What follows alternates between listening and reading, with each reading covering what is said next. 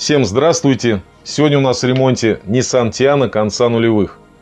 Машина, пройдя комплексное ТО, через 800 метров попала в крупную аварию.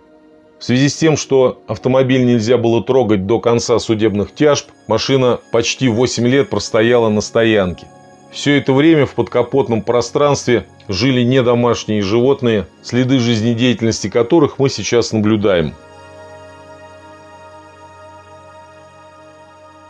Забегая вперед, скажу, сегодня будет много стапеля, будет много рваться и стрелять. Короче, очень интересно. Не переключайтесь.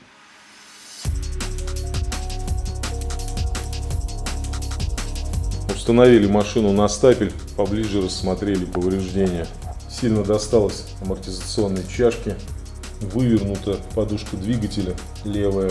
Ну тут спереди понятно усилитель, телевизор, радиаторы. Направляющая крыла сложилась в основании стойки лобового стекла. Очень крепко досталось лонжерону и согнут подрамник. Я так понимаю, именно подрамник с лонжероном приняли весь удар на себя. Но пройдя и глянув далее по кузову, мы не увидели никаких складок на крыше. Зазор между водительской дверью и задней дверью, конечно, изменился. Но дверь также легко открывается, закрывается. Естественно, выстрелили подушки. Вытянем лонжерон с подрамником вперед, для того, чтобы слесаря смогли снять двигатель. Вы на канале Автокрафт. Мы начинаем ремонт. Ремонт, как всегда, начинаем с наиболее поврежденного места. Цепью захватываем узел соединения подрамника и лонжерона и с помощью усилия башни постараемся все это вытащить вперед.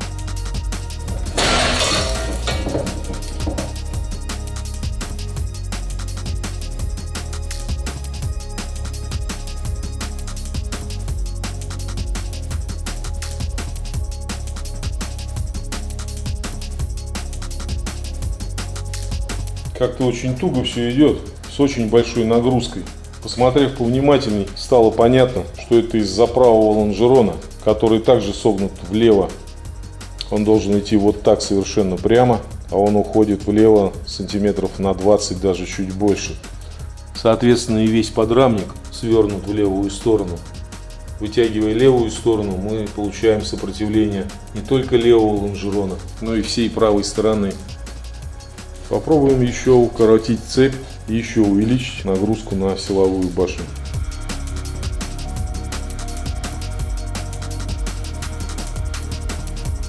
Увеличив нагрузку, помогаем стапелю, прогревая автогеном складки на подрамнике.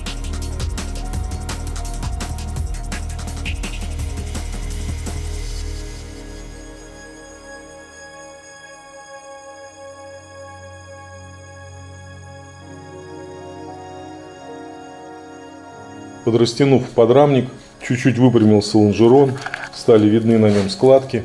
А самое главное, мы можем убрать проводку и, зацепив за лонжерон, потащить его вперед. Потому что до этого мы тащили за подрамник.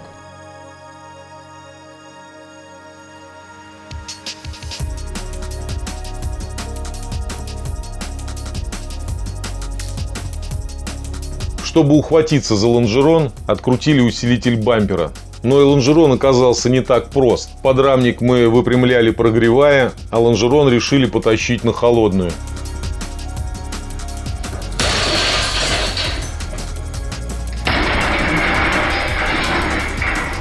Цепь порвалась.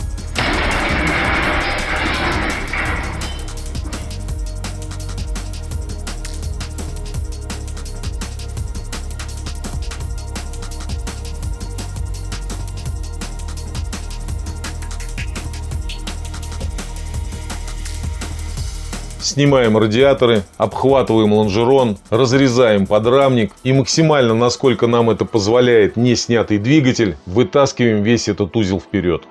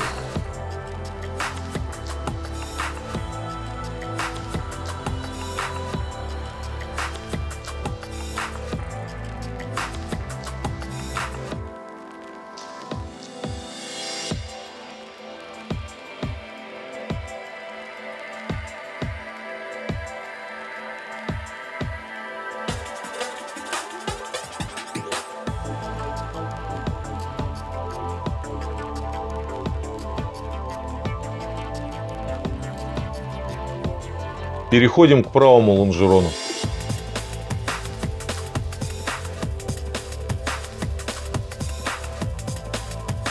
Оттащили лонжерон правый чуть-чуть от двигателя, подразобрали его, увидели, что и он тоже сломан возле подушки двигателя. В том месте, где залом, снаружи поставим гидравлику, чтобы задержать лонжерон, а край лонжерона потянем в правую сторону. Будем выпрямлять складку.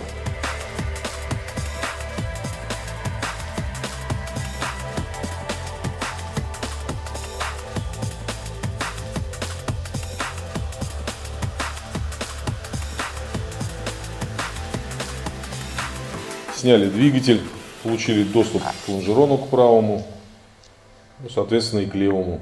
Чуть покороче его обрезали. Нам нужно поставить его в правильное положение, потому что к нему будет привариваться донор. А также приблизительно выставить чашку и направляющие крыла. Последние складочки выпрямить, и можно будет отсверливать.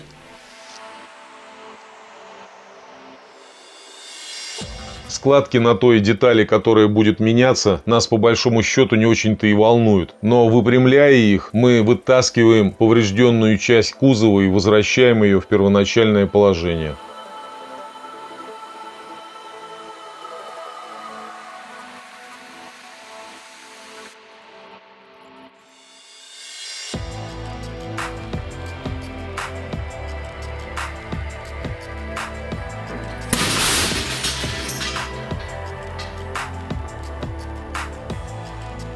Также пострадал в аварии щит моторного отсека. Вытаскивая его вперед, видно, какие изменения происходят по всему кузову, так как щит является поперечным ребром жесткости.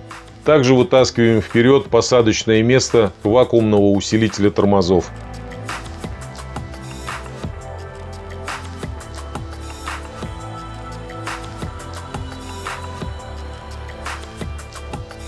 Вот такой приехал донор. Приехала большая четверть. Мы уже отделили от нее нужную часть. Пару слов про доставку. Ехал он из Владивостока компании ПЭК до Обнинска. Кто не в курсе, это 100 километров от Москвы. В деревянной обрешетке приехал за 6500 рублей. Почему говорю про цену? До этого нам отправляли детали двумя другими компаниями. И за примерно такой же вес в обрешетке цена ниже 10 тысяч вообще ни разу не получалась. В общем, очень понравилось, как работает ПЭК. Это не реклама, просто отзыв о хорошей работе. Рекомендую. Все, что нам надо было, вытянули. Теперь готовим кузов к пристыковке донора. Отрезаем левую неполную четверть. В размер устанавливаем подрамник. Под него подгоняем правый лонжерон и с левой стороны на саморезы фиксируем донора. А это уже второй подрамник. Первый подрамник при установке у нас никак не сходился с размерами. Хозяин поехал его менять. При нем вот этот второй подрамник на разборе сняли с целого небитого автомобиля, а тот первый подрамник кувалдой забили на кузов обратно взамен этого снятого. Хотя визуально нельзя было определить, насколько он деформирован. С этим подрамником у нас сошлись все размеры.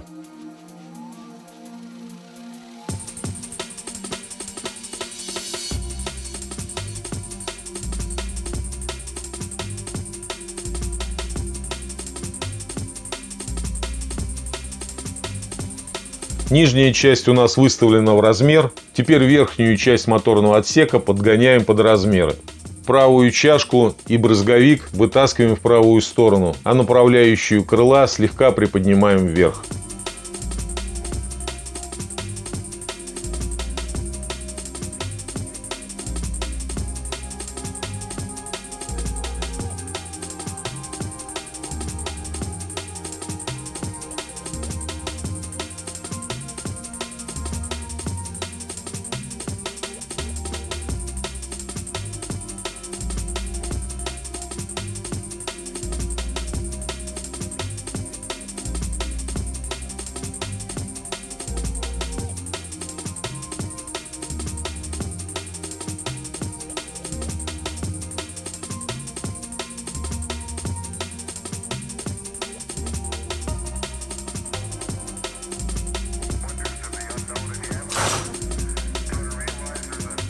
начинаем сборку. Накидываем телевизор, капот, крылья, фары. При таких повреждениях кузова собирать-разбирать машину приходится более 10 раз. И только так можно достигнуть хорошего результата.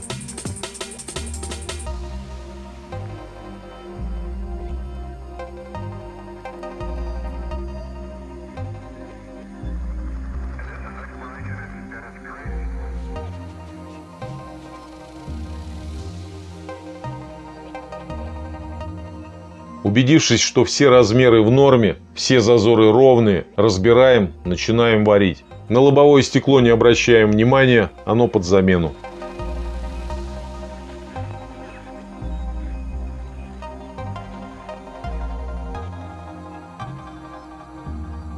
Хотелось бы поговорить насчет прочности кузова.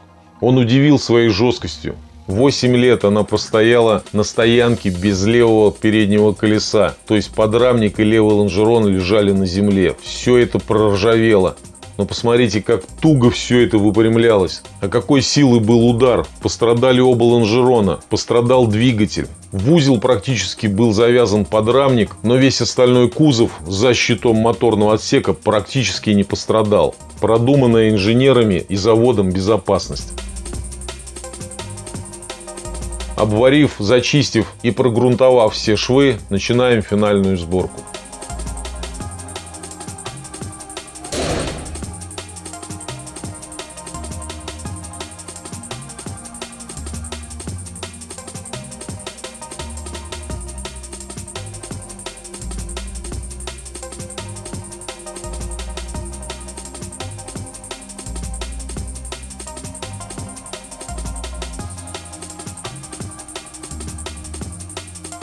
А это конечный результат стапельных работ. Пока мы выставляли в размер подкапотное пространство, водительская дверь плотно легла в своем проеме, дав нам хорошие зазоры.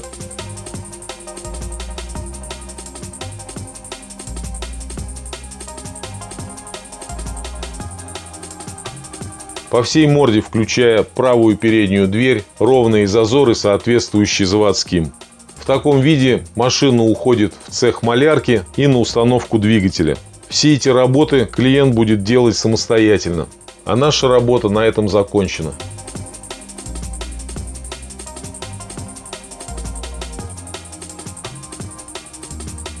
Если вам понравилось видео, то обязательно нажмите что-нибудь под ним и напишите, что думаете по поводу ремонта в комментариях. Любой, желающий помочь каналу материально, может оформить подписку на Патреоне. Мы переходим к следующему автомобилю. До новых встреч!